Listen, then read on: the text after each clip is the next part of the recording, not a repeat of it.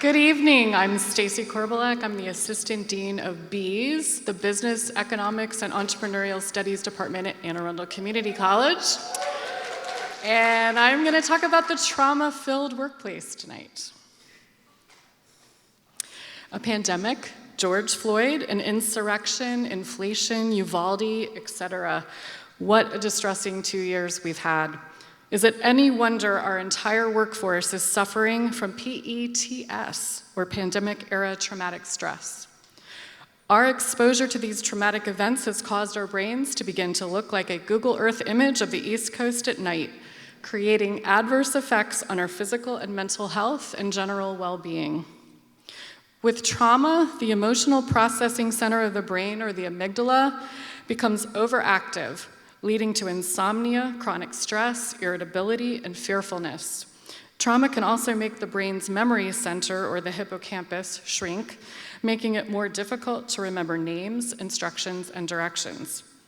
And lastly, our cognitive center, or the prefrontal cortex, can decrease in activity, negatively impacting the ability to learn new information, manage emotions well, make decisions, and solve problems. Pre-pandemic, 50% of adults could expect to experience at least one traumatic event in their life, with about 6.8% of them developing PTSD. But since 2020, the entire workforce has experienced traumatic events, with 22% of us developing PTSD. So what does this mean for our workplace? Employers are already seeing trauma-induced behaviors in the workplace, such as increased absenteeism. Sick leave usage is higher than pre-pandemic levels as employees stress physical ailments, fatigue, and mental health concerns. Our employees are also withdrawing from or avoiding committee work, board membership, and other pro bono assignments, otherwise known as quiet quitting. You may find some workers ruminating over seemingly small things, avoiding difficult conversations, or jumping to extreme conclusions. Heightened anxiety is not at all unusual in a traumatized workforce. Your staff may also have avoidance issues, which could include being leery of locations that triggered traumatic memories, such as being back at an office they haven't been in since they were sent home to get away from COVID germs. Ultimately, this can manifest itself in additional resignations and retirements. You may have noticed some reduced productivity in your colleagues. Traumatized brains can cause us to be forgetful, lack motivation, and struggle with decision-making. Some of our employees may actually suffer from repression or retreating to a safe bubble where they can throw themselves back into work or other activities to avoid thinking about what's going on in the rest of the world. And unfortunately, some of our workers have decided to begin using or misusing substances. Mental health professionals have noted a general increase in addictive behaviors, including day drinking, smoking and vaping, and the misuse of prescription medicine. So what can managers do to counteract the effects of pandemic-era trauma on our workplace?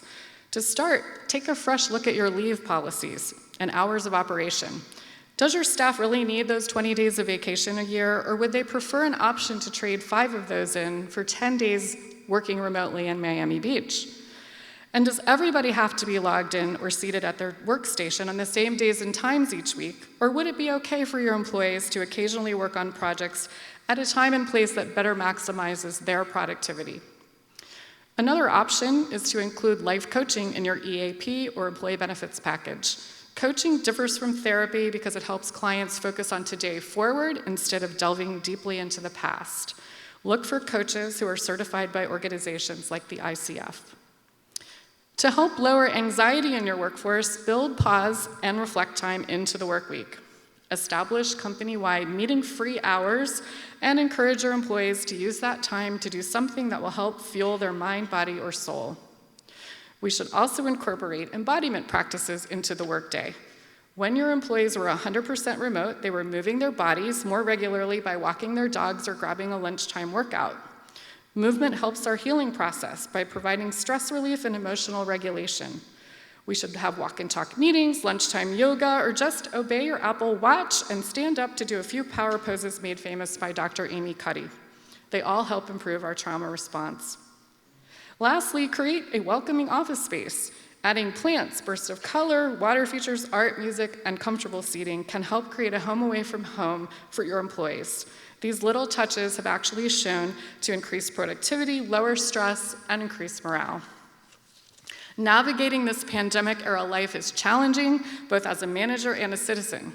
Only time is going to tell what solutions will help best mitigate post-pandemic traumatic stress in the workplace. Although there is no one-size-fits-all, we can all start somewhere. Thank you.